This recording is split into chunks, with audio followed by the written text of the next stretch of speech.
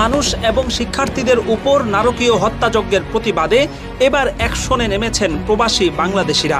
বিদেশে বসেই তারা শুরু করেছেন স্মরণকালের ঐতিহাসিক এক আন্দোলন, যার নাম দেয়া হয়েছে রেমিটেন্স শাটডাউন। বাংলাদেশের মতো রাষ্ট্রের অন্যতম প্রধান চালিকা শক্তি হচ্ছে প্রবাসীদের পাঠানো এই রেমিটেন্স, যার উপর ভিত্তি করেই সরকার টিকে থাকে।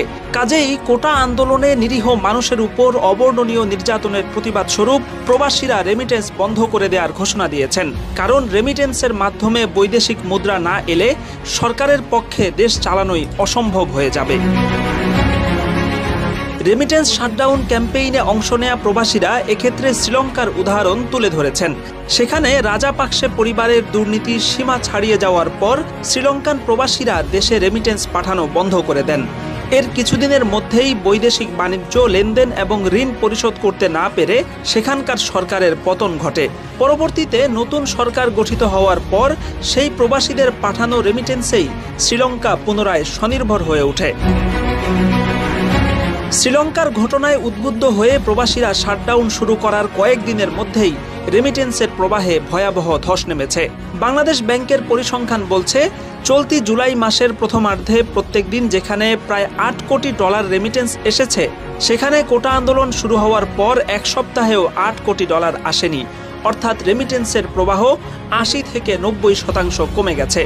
এমনকি গতকাল রবিবার রেমিটেন্সের মাত্রা 0.70% নেমে এসেছে, যা আজকে আরও কমে যাবে বলে আভাস পাওয়া যাচ্ছে। বিশ্লেষকরা বলছেন, রেমিটেন্সের এই ধস কিছুদিন অব্যাহত থাকলে সরকার বড় ধরনের বেকায়দায় পড়ে যাবে।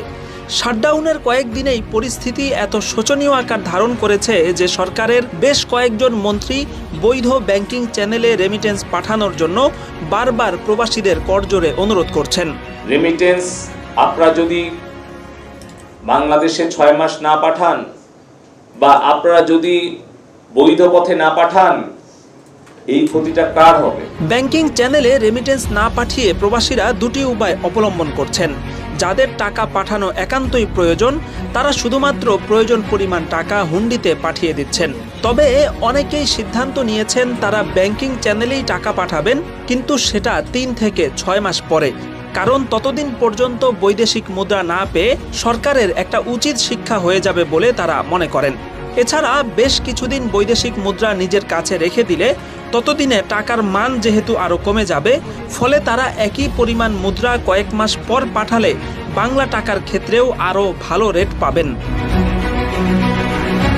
রেমিটেন্স শাটডাউনের এই ক্যাম্পেইনে কোটা আন্দোলনকারীদের উপর সরকারি নির্যাতন বড় ভূমিকা রাখলেও এর সাথে প্রবাসীদের মনের মধ্যে পুষে রাখা দীর্ঘদিনের ক্ষোভও যুক্ত হয়েছে।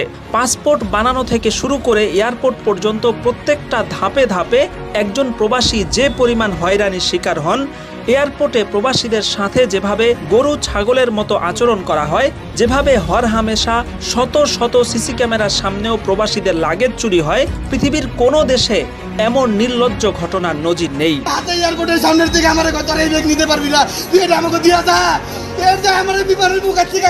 বোদ্ধা মহল মনে করছেন, প্রবাসীরা রেমিটেন্স বন্ধ করে দিয়ে একটা উচিত শিক্ষা দেওয়ার ব্যবস্থা করেছেন।